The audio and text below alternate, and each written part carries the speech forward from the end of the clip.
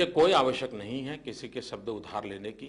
मुझे जो शब्द अमेरिका ईश्वर ने से जो जाता आपको है, वीजा रिजेक्ट किया और ब्रिटिश सरकार ने कहा कि हमारा आपसे कोई ऑफिशियल लेन देन नहीं होगा, इसके बावजूद लगता नहीं कि सारे इंटरनेशनल रेपुटेशन बनाने के लिए इलेक्टेड ऑफिस जिसकी आप बात करें, आप चुने हुए मुख्यमंत्री हैं, उसके बावजूद आपको नहीं बुलाया जा रहा, वहाँ डिप्लोमेटिक जो देनी चाहिए रेस्पेक्ट वो नहीं मिल रही, तो आपको लगता नहीं कहीं ना कहीं दुख होना चाहिए? मैं नहीं मानता हूं कि हमारे देश में इस प्रकार के डिप्लोमेटिक रिलेशन हर राज्यों के होते हैं। Not necessary. आपको लगता नहीं कि आप अंतर्राष्ट्रीय घृणा के एक सिंबल बन गए? इस विषय की चर्चा अच्छा होगा मेरे क्रिटिक्स करें, बाहर के लोग करें, मैं खुद अपना एनालिसिस क्यों करूं? मतलब राष्ट्र का सम्मान और अंतर्राष्ट्रीय असम्मान का सिंबल, ये कॉन्ट्रडिक्शन कैसे संभालेंगे?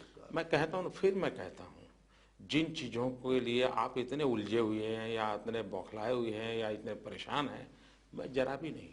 बौखलाया तो देश बौखलाया हुआ है इस वक्त कि देश का चुना हुआ नुमाइंदा मुख्यमंत्री जिसको आप कहते हैं 5 करोड़ गुजराती ने चुना है, उसके मुंह पर राजनीतिक थप्पड़ एक अमेरिका मार दे, तो उससे देश का अपमान भी होता है। आपने ठीक कहा। आपका दृष्टिकोण क्या है मैं नहीं जानता हूं। अगर आपको लगता है ये चाटा मुझ पे पड़ा है, देश पर नहीं है, आपका मत हो सकता है। 5 करोड़ चुने हुए व्यक्ति की बात कर रहा हूं मैं। आप तो उसके चुने हुए व्यक्ति, आप नरेंद्र मोदी नहीं, आप मुख्यमंत्री हैं, 5 करोड़ लोगों के चुने हुए, तो इसका मतलब कहीं ना कहीं आपको कोर करेक्शन की जरूरत है कि नहीं इसको मिटाने के लिए? आपको लगता है कोई चेंज करने की जरूरत नहीं है आपको? दुनिया में किसी को भी चार्ज भी वही लगाएं, जजमेंट भी वही दे, ऐसी कोई न्याय प्रणाली का नहीं है। दुनिया के उन लोगों ने, या तो जिस कंसर्न लोग हैं उनको पूछना चाहिए था कि हमारे पास ये जानकारी, आपको क्या कहना है। मुद्दा दूसरा है, हमारे देश में अवार्ड पाने की फिराक में या विदेशों के रुपयों पर पलने वाले जो लोग हैं, ऐसे कुछ 5 स्टार एक्टिविस्ट जिनको यह आदत हो गई है कि हर पल हिंदुस्तान को बदनाम करते रहना, दुनिया के अंदर हिंदुस्तान की छवि खराब रहना, हर घटना को ऐसे उछालना कि जिस घटना से उनकी दुकान तो चल जाए, सोचना उस तरफ होगा।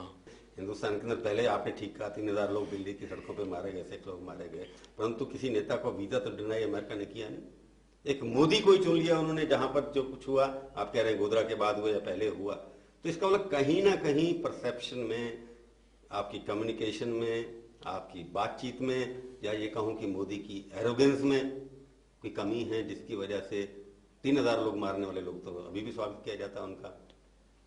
अब वो सोचना होगा।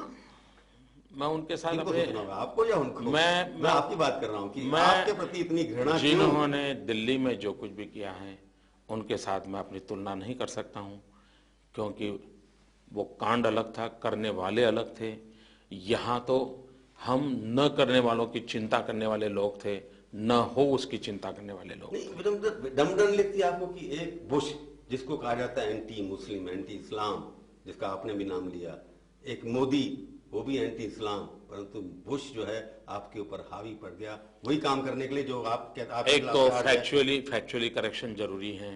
As far as Narendra Modi is concern, मैं इस्लाम के खिलाफ नहीं हूं, मैं जिहाद के खिलाफ हूं, मैं टेररिज्म के खिलाफ हूं, मैं किसी को किसी पर जुल्म करने की आदतों के खिलाफ हूं, मैं इस्लाम एक विचारधारा के खिलाफ नहीं हूं। तो you are not against Islam? Not at all. और कोई भी, अगर कोई हिंदू इस्लाम के खिलाफ है तो वो हिंदू नहीं है, क्योंकि हिंदू ने ये सिखाया है सर्वधर्म बराबर है। नरेंद्र मोदी, बड़ी सरप्राइज है कि आपकी भाषा और बुश की भाषा एक है, उसके मायने अलग अलग हैं कि क्या है, इसके ऊपर हम बातचीत करूंगा एक छोटे से ब्रेक के बाद।